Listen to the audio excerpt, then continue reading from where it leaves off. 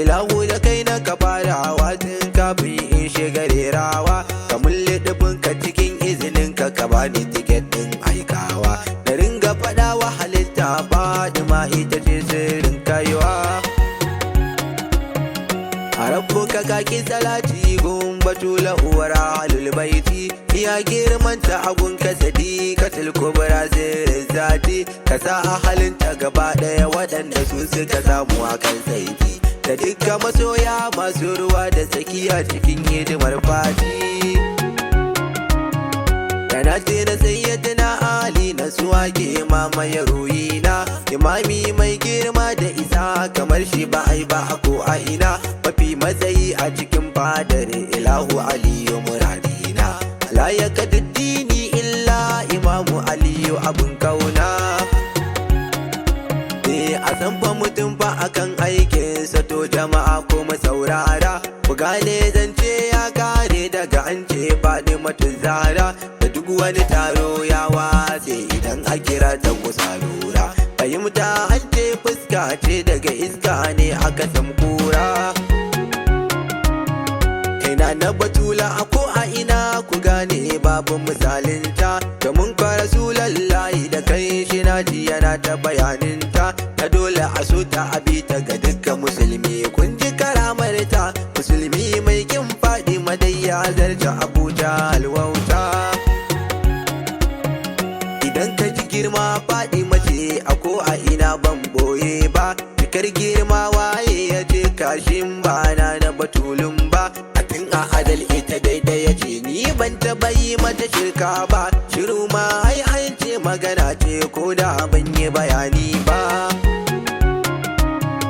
A yau tafiyar ta canza salo tila ba ta ki ta tsorata ba, idan kwa kiɗa ya canza kun ga rawa ba ta ki ta canza ba, waɗanda suke kallon waina na Fatima ba komai ce ba, idan su mace a hakan ba za su samu rabo a kiyama ba.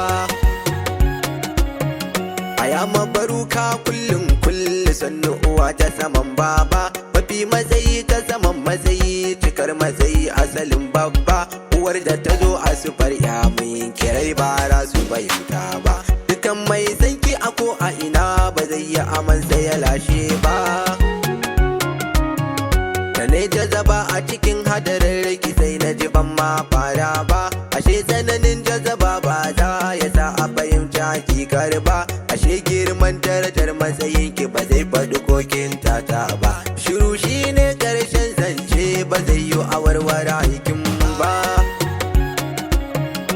Annabi ya ce duk mai sayanta ba zai shiga bala'i ba, domin Allah ya ce ba zai wadu mai santa azaba ba, ita ko 'ya'yanta kaso ba za ka sha wahala kiyama ba, dukan wani mai san Fatima dan aljanna ne ban boye ba. Gane kaunar Fatima ta wuce wa ibada ba wasa, ku dau sallah azumi zakka da hajji da duba lalakansa, musulmin gaske waɗannan sun zamo masa dole akan kansa, bara ku ji mai manzan Allah yake cewa hadisinsa,